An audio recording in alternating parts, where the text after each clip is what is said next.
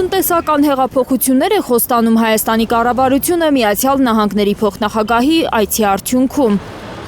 Էկոնոմիկայի նախարարը հաշվարկել է $1 միլիարդ ամերիկյան ծրագրեր կան սեղանին, որոնց մի մասն արդեն ընթացքի մեջ է։ Սա աննախադեպ է Հայաստանի պատմության մեջ։ $120 միլիոն ներդրում Որոտանի հիդրոկասկադի ծրագրի, $200 միլիոն թրիփի, ավելի քան $500 միլիոն Nvidia-ի համար գումարած ատոմային էներգետիկայի ներդրումները։ Ուրանի հանքերի հետ կապված Միացյալ Նահանգների հետաքրքրությունների վերաբերյալ տեղեկություններ չունի Պապոյանը։ Ես չեմ տերապետ։ Գաղտնիք չէ, որ Միացյալ Նահանգները հետաքրքրված է Սյունիքի օգտակար հանածոներով, ընդգծում է ընդդիմադիր պատգամավոր Արթուր Խաչատրյանը։ Այդ մասին պարզ գրված է Հայաստան-Միացյալ Նահանգներ հունվարի 14-ին ստորագրված փաստաթղթում։ Հունվարի 14-ի փաստաթղթում գրված է, որ Ամերիկայի շահը դա ուրեմն միներալներն են եւ ասկան հանքանյութերն են եւ օգտակար հանածոներն են եւ հազվագյուտ հողային մետաղներ, ասկան ամերիկացիները չեն էլ թաքցնում, որ իրանք հետաքրքրված են Սյունիքի հանքային ռեսուրսներին։ Այս տնտեսական հնարավոր բումին զուգահեռ նաև տնտեսական լուրջ ճգնաժամի հավանականություն կա։ Իրանի հետ առևտուր անող երկրների համար մաքսատուրքը 10-ից 25% դարձնելու Թրամփի ստորագրած հրամանագիրը կարող է վնասել Հայաստանին, չի հերքում էկոնոմիկայի նախարարը։ Պապոյանի խոսքով այդ հարցը նույնպես այսօր Հայաստան-Միացյալ Նահանգներ քննարկումների օրակարգում է։ Մոտավորապես $50 միլիոն արտահանում ենք ունեցել նախորդ տարի Միացյալ Նահանգներ եւ բնականաբար այդտեղ ապրանքներ կան, որոնք որ էական չափով, այսինքն 10-ը եթե վերածվում է 25-ի, իրենց մրցունակությունը կորցնեն նման իրավիճակում, բայց նախ մենք ես գոնե մամուլից եմ դրա մասին տեղեկացել, այսինքն էկոնոմիկայի նախարարությունը պաշտոնական որևէ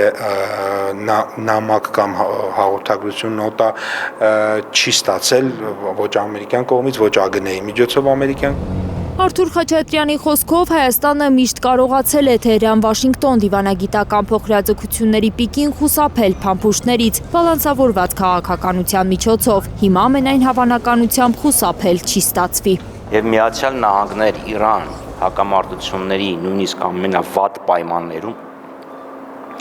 Հայաստանը ստացել է Միացյալ Նահանգների ընկալումը, որ Իրանի հետ հարաբերությունների փչացումը մեզ համար ուղղակի կենսական գոհութենական ռիսկ է։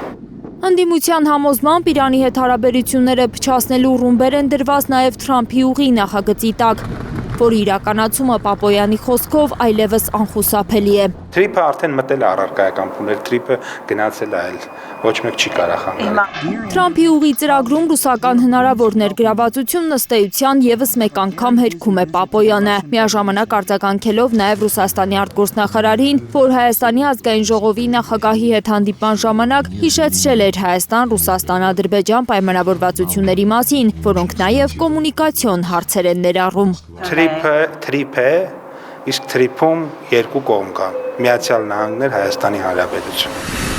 Թրիփը թրիփ չէ, եթե չի նախատեսվում նաև հայկական գնացքների անխոչնդոտ անցում Ադրբեջանի տարածքով երրորդ երկրներ, հակադարձում է ընդդիմադիր պատգամավորը։ Ադրբեջանին տալիս են միջանցք, փոխարենը ինչ են անում, թույլ են տալիս, Ադրբեջանը թույլ է տալիս իր տարածքով երրորդ երկրների արտադրանք ներմուծել, այլ ոչ թե արտահանել։ Պենսի Հայաստան այցի մասին Թրամփի գրառման մեջ նշված էր, որ միջուկային համագործակցության վերաբերյալ համաձայնագիր կնքելու նպատակով է Երևան գալիս Միացյալ Նահանգների փոխնախագահը։ Էկոնոմիկայի նախարարի խոսքով նոր ատոմակայանի կառուցման հարցով են քննարկումներ ընթանում, այդ թվում Վաշինգտոնի հետ։ Որոշում այս պահին ես տեղյակ չեմ որ կա, բայց կան քննարկումներ տարբեր երկրների հետ, այդ թվում նաև Միացյալ Նահանգների հետ, այդ թվում նաև Միացյալ Նահանգների։ Եվ Հայաստանը կընտրի այն տարբերակը, որը իր պետական շահերին ամենահամահունչն է լինելու։ Ատոմակայանի կառուցումը բացի էներգետիկ լինելը նաև քաղաքական հարց է, նկատում է Արթուր Խաչատրյանը։ Հայաստանի ատոմակայանը ինչ-որ պահի պետք է փակվի գործունեության ժամկետի ավարտով պայմանավորված, թե նոր ատոմակայանը ով կկառուցի, քաղաքական կողմնորոշման հարց է։ Հայաստանը չի կարող իրեն թույլ տալ ատոմային էլեկտրակայան չունենալ, որովհետև ատոմային էլեկտրակայանը Հայաստանը բերում է աշխարհաքաղաքական հարթություն։ Միացյալ Նահանգների օգնությամբ մոդուլային ատոմակայան կառուցելու վերաբերյալ կետ կար անցած տարվա օգոստոսի 8-ին ստորագրված հայ-ամերիկյան փաստաթղթերում։ Էներգետիկ փորձագետները նկատում են, որ աշխարհում մոդուլային ատոմակայանների քիչ հաջողված օրինակներ կան։ Լիլիթ Սարգսյան, Հենրիկ Համազասպյան, Արմեն Ապրեսյան, Հայլուր։